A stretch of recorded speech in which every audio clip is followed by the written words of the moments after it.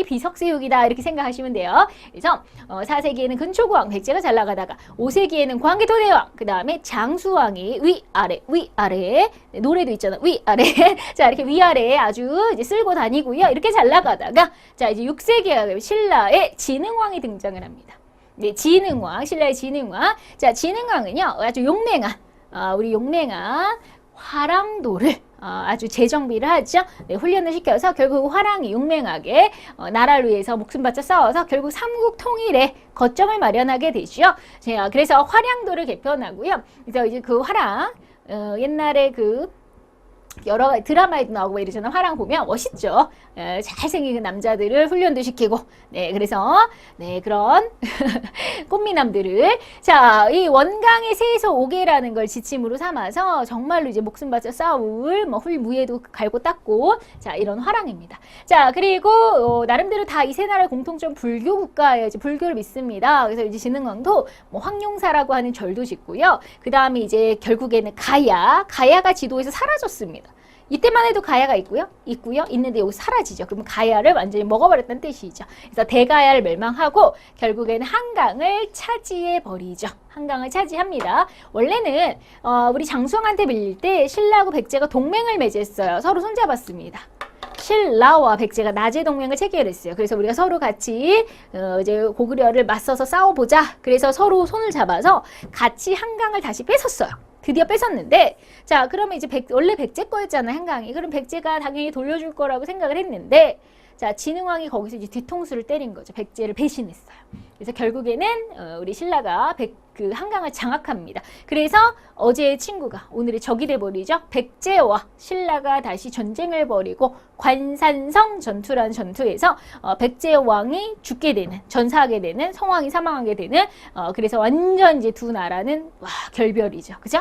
자 그래서 아주 그냥 한강 놓고 이렇게 치열했다는 거. 네, 그래서 근초고왕이었고요. 백제, 그 다음에 고구려였고요. 광개토대왕 장수왕. 그리고 이제 이렇게 잘 나갔던 역시 진흥왕도요. 막 땅을 넓힌 다음에 여기 한강에도 비석, 여기다가도 비석비석, 또 여기다가도 비석비석. 비석을 전부 5개나 세웠던 왕입니다. 네, 그래서 한강뿐만 아니라 영토를 넓혔다는 여기저기를 신나가지고 비석을 많이 세우는 진흥왕. 자, 그럼 어쨌거나 마지막 승자는 어느 나라요? 신라죠.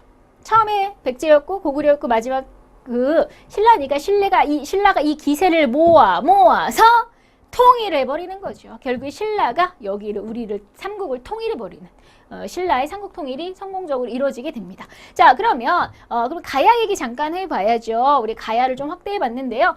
불쌍해요 가야. 있는데도 무시당하는 가야. 자 가야는 중앙집권 국가가 되지 못했다고 그랬죠. 강력한 왕권을 부과하지 못했고요. 왜 그랬냐? 자 가야는 6개의 작은 국가로 이루어졌어요. 육가야라고 해서 6개로 이렇게 6개 6가야가 있는데 자 각자 너무 따로 국밥이요. 각자 너무 따로 놀았던 거죠. 이게 단합해가지고 이렇게 하나로 으쌰으쌰 하질 않고 다 따로 놀면서 결국 이게 강력한 이제 국가를 형성하지 못한 거죠. 자 옛날 변한의 자리입니다. 그래서 철이 많이 나기로 아주 자리는 너무 좋아요. 농사도 잘 되고 그래서 철의 나라 가야라는 별명이 있고요. 가야는 김수로가 세웠습니다.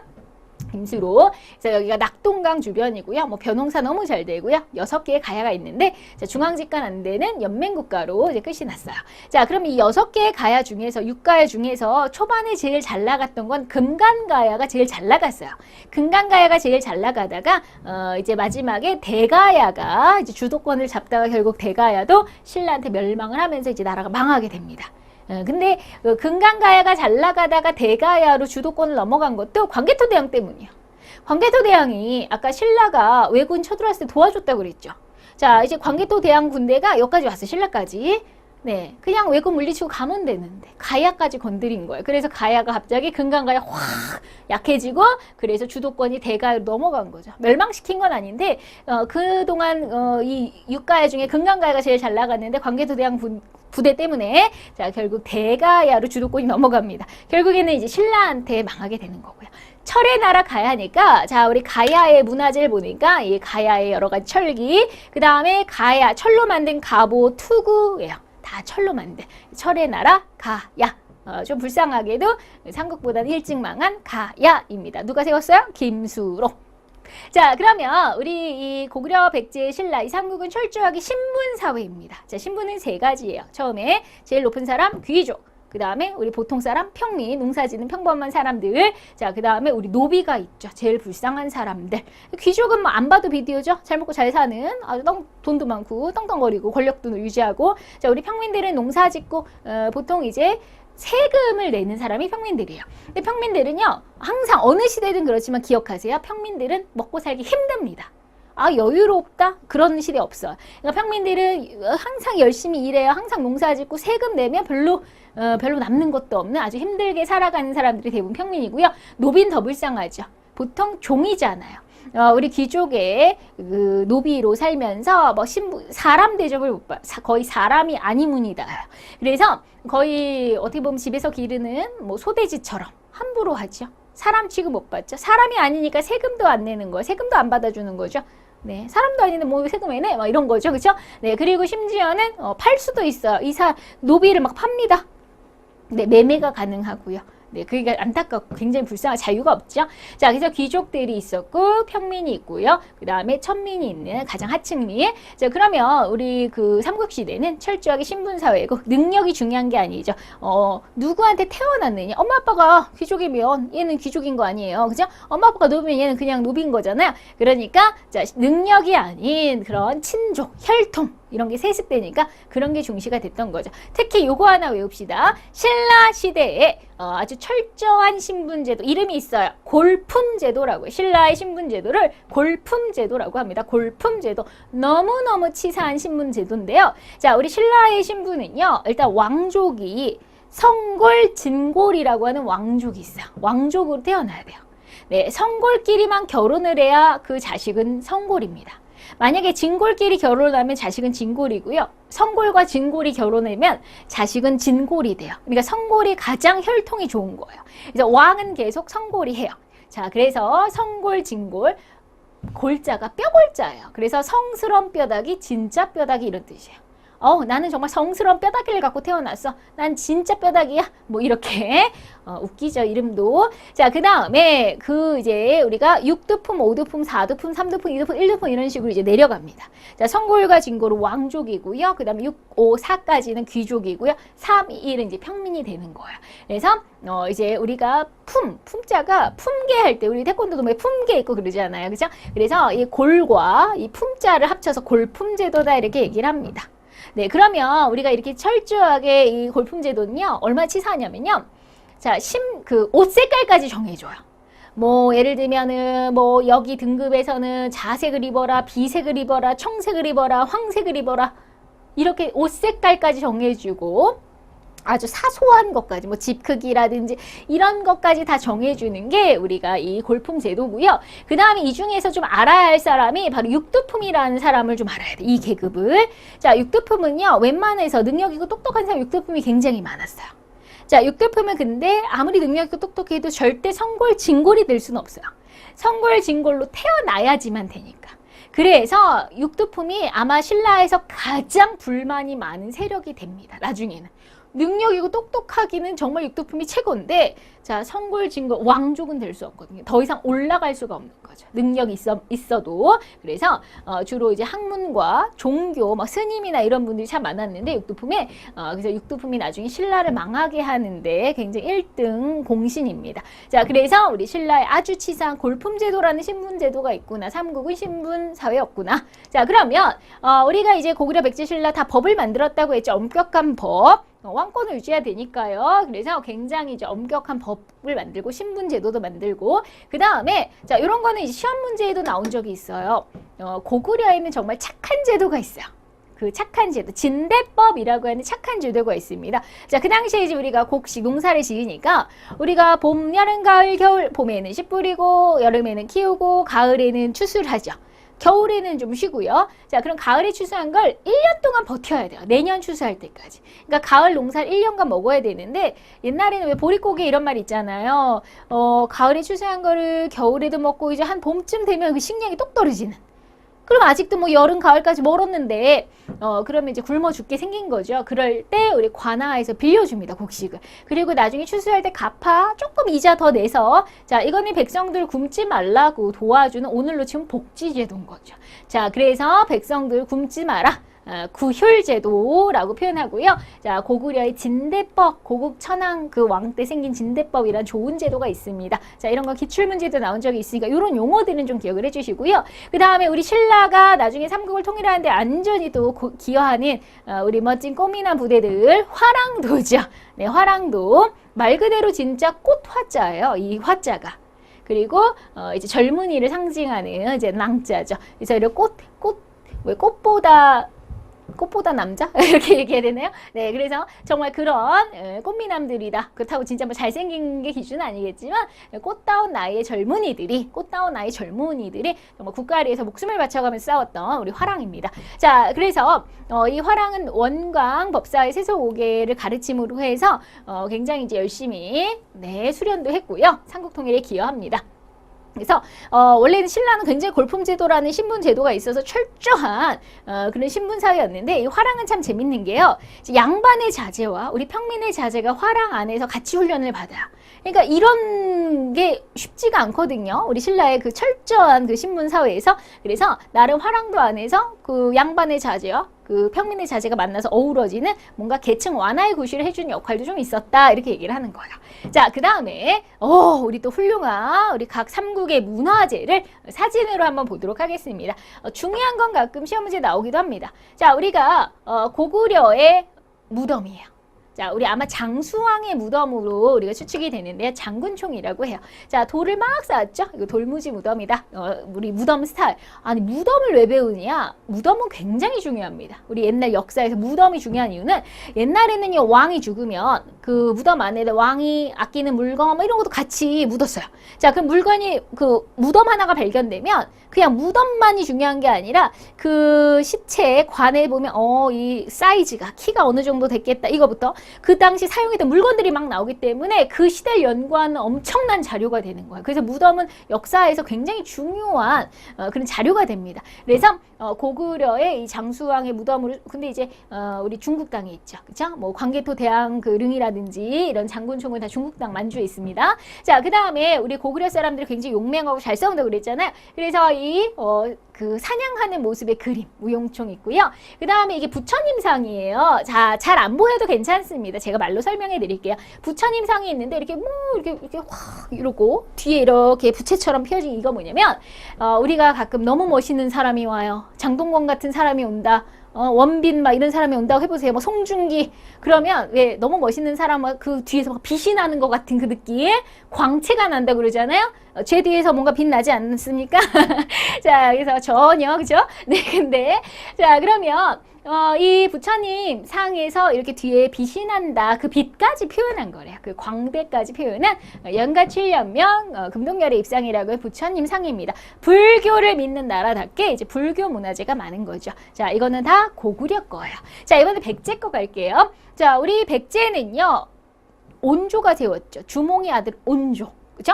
역시 그러면 백제는 고구려의 계통인 거잖아. 어떻게 보면. 자, 그래서 이 무덤을 보니까, 이 서울 석촌동의 무덤이에요. 서울 석촌동이면 서울 그 잠실 근처죠? 자, 거기에 돌무지 무덤과 이 장군총이 굉장히 비슷합니다. 이걸 보면서, 역시 고구려 후손이 맞다. 이런 증거가 되는 거예요. 자, 그 다음에, 이거는 무령왕의 무덤입니다. 무령왕의 무덤도 너무 예뻐요. 벽돌을 쫙 쌓은 것 같은 이거는 중국 스타일의 무덤이거든요. 그럼 또 여기서 아니 왜 중국 스타일 무덤으로 무령왕의 무덤을 지었지?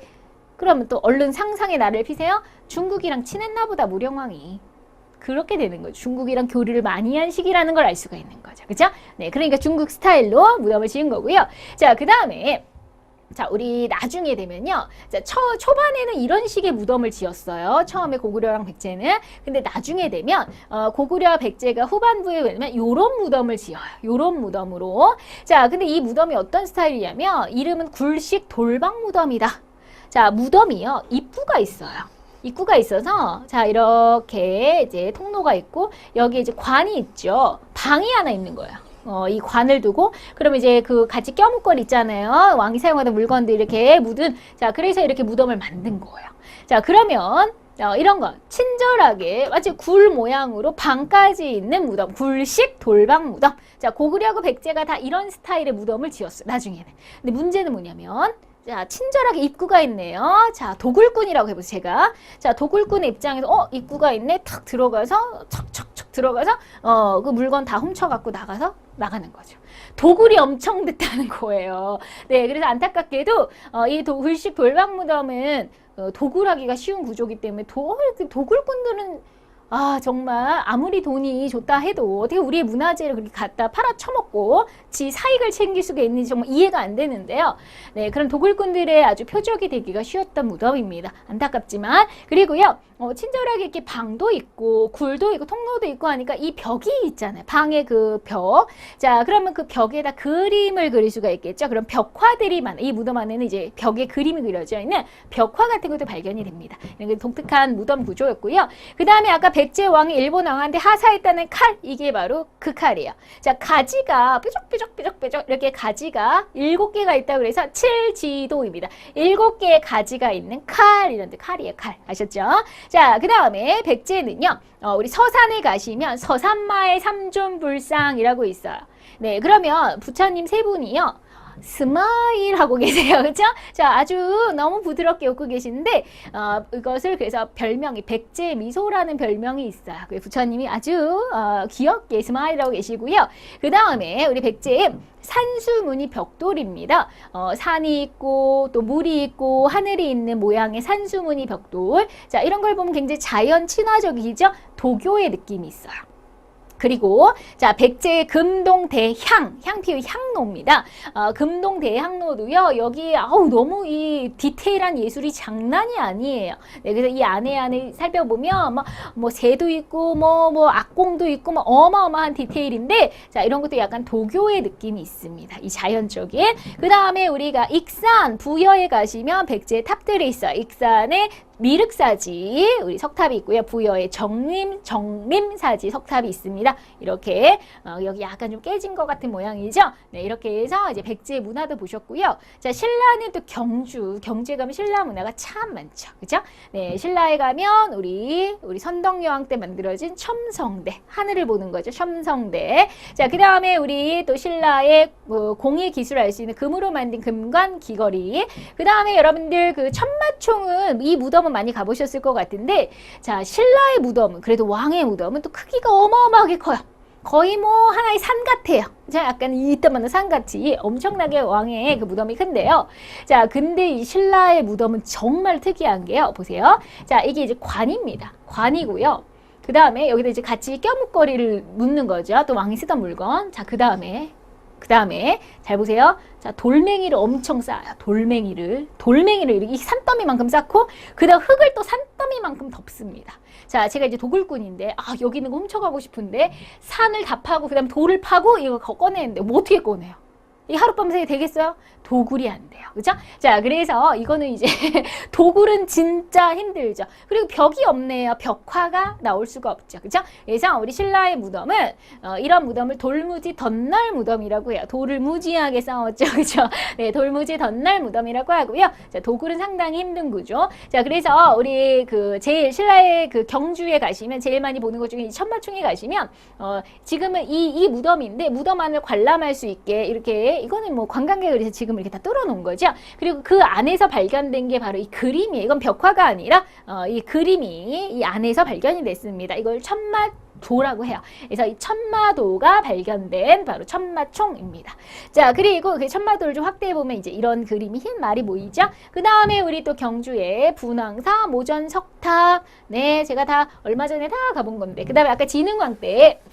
황룡사라는 절을 지었다고 했죠. 네, 그래서 진흥왕 때 황룡사라는 절을 지었는데 이 황룡사 안에는 9층짜리 목탑이 있습니다. 자, 이 9층짜리 목탑. 근데 지금은 다 불탔어요.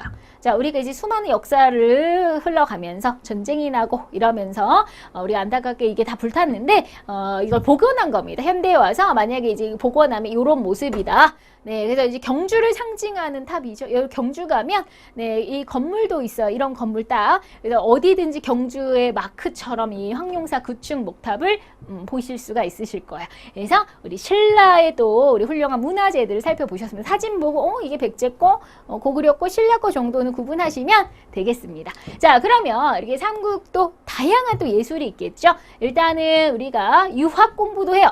유학, 우리 공자님 말씀. 자, 그래서 우리 고구려에는 태학이라는 교육기관이 있어요. 대학을 좀 세게 발음했나요? 태학? 자, 그 다음에 백제도 이제 뭐 박사제도라는 제도가 있고요. 박사님이 그 당시에도 있었고요. 자, 신라도 우리 임신석이란 비석이 있어요. 자, 그 비석은 화랑의 약속을 담은 비석입니다. 이 화랑 둘이서 우리 앞으로 우리 친구들끼리 그러자. 우리 공부 열심히 하자. 나라 위해서 열심히도 싸우고 공부도 열심히 하자 뭐 이런 내용. 그래서 유교 공부를 열심히 하자 뭐 그런 맹세를 담은 그런 내용의 임신서기석이 있어요. 이런 걸 보면 이 세 나라가 다 유학 공부를 했구나. 그 다음에 또 하늘에 대한 관심이 많습니다. 옛날에는 이제 별자리나 이런 하늘에 대한 관심. 그래서 신라에는 첨성대, 고구려에는 천문도, 뭐 하늘의 이제 그 그림이죠. 별자리 같은 걸 그런 점성술이나, 왜냐면 이제 옛날에는 하늘 보면서 시계 이런 게 없으니까 하늘 보면서 지금이 대충 씨 뿌릴 때구나 이런 거를 봐야 돼. 별자리나 이런 걸 보면서. 그래서 굉장히 또 그런 걸 이제 예측하는 게 중요하기 때문에 이 천문학 굉장히 중요하게 생각했고요. 그 다음에 뭐 백제도 아까 칠지도, 금동대학은 어마어마했죠. 그 예술성이. 자, 신라도 금을 가지고 만드는 이런 것들이 이제 금속 기술. 자, 그 다음에 불교 국가답게 불교하면 여러분들이 이제 우리 소풍이나 수학여행 가면 매 뭐 절 다니고 이러잖아요. 그쵸? 자, 그게 우리의 문화가 그게 바탕이니까 어쩔 수 없어요. 그쵸? 예전에는 불교가 가장 중심이었기 때문에. 자, 특히 이 불교는요, 왕이 더 나서서 믿어라 백성들한테 더 그랬어요. 자, 옛날에는 마인드가 부처, 왕은 곧 부처다 이런 마인드가 있었대요. 그래서 백성들이 불교를 열심히 믿을수록 왕한테 더 충성하는 효과가 있으니까 왕은 더 백성들한테 믿어라 이렇게. 자, 그래서 백성들의 정신 통일에도 기여를 좀 해주고요. 그래서 불교를 믿다 보니 여러 가지 멋있는 불상들이 나오는 거고 여러 가지 탑들을 만들게 된 거죠. 절도 만들고 탑도 만들고 불상도 만들고 뭐 석등도 만들고 굉장히 다양한 것들이 이제 불교 문화재가 많은 거죠. 그 다음에 우리가 도교도 있습니다. 자연 친화적인 도교. 아까 고구려에는 또 우리가 사신도, 아니면 백제 아까 상주문이 벽돌이나 금동대학 이런 걸 보면 우리가 도교의 느낌도 좀 있고요. 뭐 신선사상 같은 거. 그 다음에 이제 무덤이 굉장히 중요하다고 그랬습니다. 무덤 안에는 굉장히 다양한 우리가 그 유물들을 발견할 수 있기 때문에 옛날 연구에 너무너무 중요한 자료가 돼요. 그래서 고구려 아까 장군총이나 아까 석촌동 무덤은 되게 비슷했죠. 그러다가 잠깐 독특하게 중국 스타일의 무덤도 있었지만 마지막에는 자, 이렇게 독을 당하기 쉬운 구조, 친절히 방이 있었던 입구가 있고, 자, 이런 무덤. 자, 신라도 처음에는요, 굉장히 아까 독을 하기 힘든 산더미만큼 쌓아놓은 돌무지 덧낼 무덤이었는데, 마지막에는 스타일이 다 비슷해져요. 그래서 역시 신라도 마지막에는 굴식 돌방 무덤으로 그 당시 스타일이었구나, 이렇게 생각하면 됩니다. 자, 그 다음에 일본하고도 친하게 지내는데, 우리 삼국보다 일본은 수준이 완전 떨어져요. 그 당시엔 수준이 완전 떨어집니다. 자, 수준 낮은 나라한테 우리 선진국은 아량을 베풀잖아요. 많은 거 알려주죠. 그쵸? 자, 고구려, 백제, 신라, 심지어 가야까지도 일본한테 많이 알려주던 시대예요. 아셨죠? 그랬던 일본입니다. 자, 그 중에서도 가장 일본과 친하게 지낸 건 백제예요. 백제. 그래서 백제가 아까 칠지도도 하사했지만 백제는 아직기 왕이 한자, 유교도 전파해주고요. 자, 노리사치계란 사람이 불교도 전파해줍니다. 그리고 아까 칠지도를 줬고, 자, 고구려는 담징이 종이와 뭐 만드는 기술, 그 다음에 호류사 금당벽화 이런 거 고구려 문화가 담겨져 있고요. 신라는 배 만드는 거, 그 다음에 우리 뚝 쌓는 거, 제방술, 조선술 이런 거 알려주고요. 가야는 철 만드는 기술, 뭐 그 다음에 그릇, 토기 만드는 기술 이런 걸 전파해 줍니다. 그러니까 한마디로 일본과 교류를 굉장히 다 많이 했구나 이렇게 생각하시면 되겠죠. 그죠?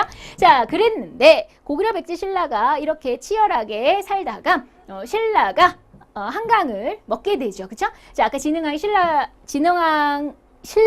진흥왕이 한강을 먹게 됩니다. 자, 그러면 이제 상황을 좀 파악해 보셔야 되는데, 자, 신라가 한강을 먹어요. 자, 그리고 아까 전에 진흥왕이 백제의 뒤통수를 쳐서 백제왕이 사망한 사건이 있었죠. 이제 백제하고 신라는 완전히 왼수가 됐어요. 그러면 자, 백제는 이제 누구랑 손잡을까요? 이제 신라가 제일 잘 나가니까 자 이번에는 참 웃겨요. 옛날에는 장수왕이 잘 나갈 때 이렇게 손잡더니 얘가 잘 나가니까 이렇게 손잡는 거죠. 자 백제하고 고구려가 손을 잡기로 한 거죠. 신라가 미우니까. 그쵸? 그 다음에 백제는 또 일본이랑 아까 엄청 친하다고 했죠? 백제하고 일본 손잡고. 자, 고구려는 또 가까이 있는 돌궐이랑 손을 잡아요. 그러니까 자연스럽게 자, 이렇게 쭉 여기 한 팀이 된 거예요. 위부터 아래까지 쭉 한 팀. 돌궐, 고구려, 백제, 우회 이렇게 네 나라가 한 팀이 된 거죠. 자, 그러면 왕따 됐네요. 신라가 자기도 편을 만들어야 되겠죠? 자, 중국이랑 손을 잡은 겁니다. 중국이 그 당시 수나라였어요. 자, 중국이랑 손 잡아. 그러니까 완전히 웃기게도 자, 이렇게 옆이 한 팀, 이렇게 위아래가 한 팀이에요. 위아래가, 그쵸? 그래서 우리가 이것을 동서 세력, 위아래, 남북 세력 이렇게 얘기해요. 그래서 중국과 신라가 한 팀, 그 다음에 이렇게 해서 돌궐, 고구려, 백제, 우회가 한 팀. 그럼 보실까요? 남북 세력, 돌궐, 고구려, 백제, 우회. 자, 돌궐과 고구려 손잡으님은 공동의 적 중국이 있는 거고요. 자, 고구려와 백제는 공동의 적 신라가 있는 거죠. 백제하고 우회는 또 원래 친했고요. 자, 그 다음에 신라는 이제 왕따 됐으니까 중국이랑 손을 잡는 거죠. 자, 중국이 처음엔 수나라였어요. 근데 수나라 금방 망하거든요. 그 다음에 당나라가 돼요. 그러니까 신라는 수나라하고 손잡고 그 다음에 당나라하고도 손잡는. 그래서 완전 이렇게가 서로 한 팀. 완전히 패싸움이 된 거죠. 그쵸? 자, 이러한 상황 에서 자 우리 신라가 자 이제 무슨 일이 있냐면 중국과 고구려가 전쟁이 벌어집니다. 자 이 중국과 고구려가 전쟁이 벌어져요. 자 이 수나라가 한번 고구려하고 싸웁니다. 자 그리고 박살나요. 쌤통이죠. 그렇죠? 그리고 당나라가 또 고구려하고 싸웁니다. 또 박살나요. 고구려가 이겼습니다. 우리가 전쟁을 했을 때 막 그렇게 신나게 이기는 적이 많이 없는데 이겼어요. 자, 역시 잘 싸우는 고구려죠. 수도 한번 밟아주고 당도 한번 밟아주고 네, 그래서 우리가 고구려가 두 번의 전투에서 수당과의 전쟁에서 승리합니다. 자, 수나라를 밟은 사건 살수대첩, 당나라를 밟은 사건 안시성 싸움 이렇게 두 가지 사건을 기억해 주세요. 자, 일단은 아직은 수나라일 때 중국의 수나라일 때 이제 수나라가 자, 우리 굉장히 여기가 고구려고요. 여기가 이제 이쪽이 수나라입니다. 자, 그러면 결국에는 이제 중국 수나라와 우리 고구려의 바로 장군의 이름은요. 외우실까요? 을지문덕. 자, 을지문덕 장군님께서 이렇게 싸워가지고 이깁니다. 그것이 살수대첩이에요. 어렸을 때는 수나라를 죽여버렸구나. 수나라를 박살냈구나. 이렇게 외웠는데 사실 그것도 말은 되는데 자, 살수라는 강이 있었어요. 살수강이 오늘날 청천강이에요. 그래서 살수강에서 이겼다. 그래서 청천강에서 이겼다. 그래서 살수대첩입니다. 네, 그래서 단순한 이름이었고요. 자, 바로 청천강에서 을지문덕이 하려고 수군대를 완전히 박살을 내버립니다. 자, 고구려는 이겼고 자, 무리한 전쟁을 한 수나라는 금방 쫄딱 망합니다. 그래서 이제 수나라가 망하고 당나라로 중국이 당나라로 바뀌게 된 거예요. 자, 근데 처음에 당나라하고 고구려는 사이가 좋았어요. 나쁘지 않았습니다. 근데 두 번째 왕 당태종이 문제예요. 두 번째 왕 당태종은요, 전 세계를 먹는 게 꿈입니다. 세계를 다 먹는 야망이 있어요. 그럼 불안하죠? 세계를 먹는데 고구려 쳐들어오지 않겠어요? 그래서 불안한데, 자, 우리 당나라가 언제 쳐들어올지 모르니 우리가 성을 쌓자 이렇게 된 거죠. 중국에는 만리장성이 있다면 그럼 우리에게도 천리장성이 있습니다. 만리까지는 아니어도. 자, 그래서 여기 성 모양 보이시죠? 자, 그 당시에 고구려 어디다 성을 쌓아요? 국경에다 쌓잖아요. 고구려가 그 당시 여기까지라 여기다가 성을 쌓는데 이 성의 이름은 천리장성. 천리장성. 누구 때문에? 당나라가 혹시 쳐들어올까봐 쌓은 게 천리장성이에요. 천리장성을 쌓는데 이 천리장성의 감독관이 연개소문이에요. 연개소문. 그래서 이 연개소문이 천리장성 감독도 하면서 굉장히 권력이 세집니다. 어마어마한 권력자가 돼요. 그래서 고구려의 최고의 권력자로 거듭나는데 그래서 우리 연개소문, 결국 이 연개소문이 정변, 쿠데타를 일으켜요. 그래서 그렇다고 해서 왕을 없앤 건 아닌데 왕은 허수아비로 만들고 자기가 왕이나 다름없는 거죠. 그죠? 그래서 이게 연개소문의 정변이고요. 그러면 당태종이 결국 쳐들어옵니다. 쳐들어와요. 기회를 보이다가 이제 연개소문이 정변을 일으켰다 그러니까 그걸 빌미로 이제 쳐들어옵니다. 자, 쳐들어오는데 처음에는 우리가 좀 당해요. 그래서 처음에 쳐들어왔을 때 우리가 이제 여기저기서 조금 당하다가 바로 우리 안시성이라고 하는 바로 여기거든요. 이 안시성이라고 하는 지역에서 결국에는 당을 물리쳐요. 그래서 처음에 당태종이 침입했을 때는 우리가 요동성도 먹히고 백감성도 먹히고 하는데 이 안시성에서는 그 안시성의 성주가 양만춘이에요. 그 양만춘과 주민들이 정말 잘 맞서 싸워가지고 우리가 안시성 싸움에 승리하고요. 그리고 당나라도 몰아냅니다. 그래서 우리 고구려는 정말로 싸움을 잘했네요. 우리가 수나라도 이기고 중국, 그 다음에 수가 망한 다음에 또 당이 쳐들어왔는데 안시성 싸움도 이기고 고구려가 아주 큰 활약을 해줍니다. 자, 이거는 어떤 의미가 있냐면 중국의 그 어떤 야망을 좀 저지시켰죠. 중국이 막 이렇게 세력을 피려고 하는 걸 좀 중간에서 막은 게 있고요. 그리고 상상해 보세요. 만약에 고구려가 뚫리면 어떻게 되는지 알아요? 고구려가 여기서 못 막았다면, 자, 얘네들이 고구려만 먹겠어요? 고구려, 뭐, 백제, 신라 쭉쭉 내려오겠죠. 그쵸? 자, 그러면 이 고구려 덕분에 신라, 백제도 사는 거죠. 그래서 고구려가 방패 역할을 해줬다. 방파제 역할을 해줬다. 이렇게 우리는 평가합니다. 그래서 중국의 패권 야욕도 막았고, 그 다음에 우리 민족의 위기를 잘 극복해서 민족의 방파제 역할을 고구려가 해줬다. 되셨죠? 자, 그러면 고구려가 이렇게 싸웠을 때, 우리 아까 신라가 중국이랑 당나라랑 손을 잡고요. 이제 수작을 부립니다. 수작을 부리는데, 자, 신라와 당나라가 동맹을 체결해요. 그것이 신라와 당의 동맹, 나당 동맹이에요. 나당 동맹. 자, 신라가 부탁을 한 거죠. 자, 지금부터 신라가 백제도 치고 고구려 쳐서 다 삼국을 통일하려고 하는데 도와줘. 자, 세상에 공짜는 없죠. 도와주면 땅을 떼주겠다. 그게 조건이었어요. 네, 그러니까 도와주지 뭐 괜히 도와주겠어요? 자, 그러면 신라와 당나라의 군대가 연합을 합니다. 나당 연합군이 이제 싸우는 거죠. 자, 이 나당 동맹은 우리 나중에 왕이 되는 무열왕이 되는 김춘추가 가서 나당 동맹을 체결하고 와요. 체결하고 오는데, 자, 그러면 제일 먼저 백제부터 갑니다. 백제부터 치러 가는 거예요. 자, 백제의 그 전투, 마지막 전투 황산벌. 우리 황산벌 전투 유명하죠? 네, 이 황산벌에서 참 유명한 사람이 백제의 장군 계백장군이에요. 자, 우리 계백장군은요. 사실 이 전쟁은 백제가 지는 전쟁입니다. 왜냐하면 쪽수가 이길 수 없는 숫자예요. 자, 신라와 당나라, 중국 애들은 또 좀 인구가 많아요. 나당 연합군이 13만 명. 자, 신라의 김유신과 당나라의 소정방이 이끄는 군대가 13만 명. 자, 우리 백제군은 10,000명도 안 돼요. 5,000명. 계란으로 바위치기죠. 자, 그러면 계백은 주랭랑을 쳤느냐? 그렇지 않고요. 아침에 자기 가족을 다 죽입니다. 자기 부인과 처자식을 죽여요. 그리고 나와서 싸웁니다. 이미 어느 정도 죽을 거를 예상하고 처자식은 왜 죽이냐? 네, 그게 참 안타까운데 옛날에 전쟁에서 지면 다 포로로 끌려가죠. 노비로 끌려가죠. 평생 아주 정 빼빠지게 고생만 하다 죽을 수 있죠. 그렇죠? 이렇게 치욕스럽게 사느니 가족을 먼저 죽이고 어떻게 보면 따라가겠다 이런 마음으로 싸웠겠죠. 그래서 참 대단하죠. 백제 장군으로는 이런 그래서 결국에는 졌죠. 그게 바로 황산벌이고 그래서 백제의 수도가 먹히고 백제는 망합니다. 이제 백제 끝났어요. 자, 그럼 그 다음 고구려로 가야죠. 고구려를 멸망시켰다고요. 그렇게 싸움을 잘하는데 살수대첩, 안시성 싸움 그렇게 잘하는데 너무 싸웠죠.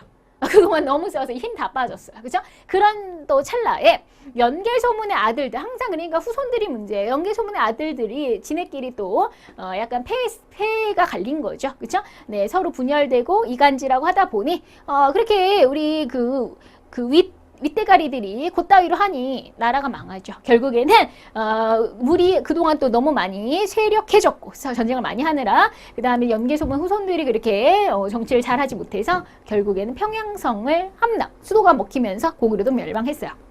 자, 그럼 보세요. 이제 통일하면 통일됐네요. 된 거가 아니고 갑자기 이제 당나라가 마음이 바뀌었죠. 자, 이제 백제 망했고 고구려 망하니까 당나라 입장에서 신라만 망한 것 같으면 다 먹잖아요. 갑자기 마음이 바뀌었어요. 그래서 그럼 또 신라가 그걸 알았죠. 이것 봐라. 또 이렇게 되는 거죠. 자, 그러면 또 동맹 깨진 거죠. 그래서 둘이 한판 붙은 거예요. 자, 그래서 신라와 당나라가 전쟁을 벌인 나당 전쟁이 일어나는데 다행히도 이겼어요. 신라가. 자, 그래서 여기 바로 지금 여기 이렇게 여기 매소성 전투 여기가 기벌포인데요. 한 번은 육지에서 한 번은 이제 바다 쪽에서 네, 그래서 이렇게 싸웠는데 다행히 나당 전쟁에서 신라가 이기면서 당나라 군대를 몰아냅니다.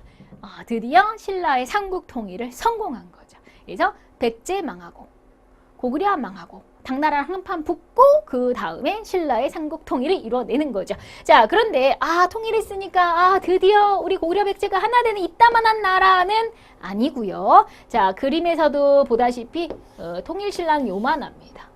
요만한 게 통일신라. 요거밖에 통일을 못했어요. 너무 아쉽죠. 그쵸? 네, 그래서 우리가 최초의 통일이에요. 그동안 우리 같은 다 민족인데 분열됐었죠. 뭐 고구려, 백제, 신라 이렇게 분열돼 있다가 최초로 통일을 했다는 건 너무 자랑스럽습니다. 당을 몰아낸 것도 참 자랑스러워요. 자주적으로. 그리고 드디어 우리가 진짜 하나가 됐구나. 근데 아쉬운 점은 여기 요거까지 통일했어야죠. 왜 요것만 통일했냐고 너무 아쉽죠. 그리고 왜 당을 끌어들였냐? 왜 당을 끌어들여서 어떻게 보면 오랑캐를 끌어들여서 우리 민족을 친 거밖에 안 되잖아요. 그 백제와 고구려를 쳤다는 거. 그런 식으로 비판을 받아요. 그래서 당나라에 좀 의존해서 도움을 받아서 한 건 좀 아쉽다. 스스로 다 이걸 통일했다면 더 좋았을 텐데 하는 그래서 최초의 통일이지만 좀 아쉬운 점도 얘기를 해본 거죠. 그래서 우리 고구려, 백제, 신라 삼국이 있었는데요. 결국 신라의 통일로 최종 마무리가 됐습니다. 자, 빠르게 문제 풀어볼게요. 자, 다음 인물과 관계 깊은 나라 주몽이 세웠습니다. 고구려죠. 그리고 연개소문 나중에 고구려의 권력자가 되죠. 천리장성 싸울 때. 그래서 안시성 싸움 그때쯤 등장하죠. 4번. 자, 다음과 관련이 있는 나라는 화백회의, 화랑도, 골품제도. 네, 화백회의는요.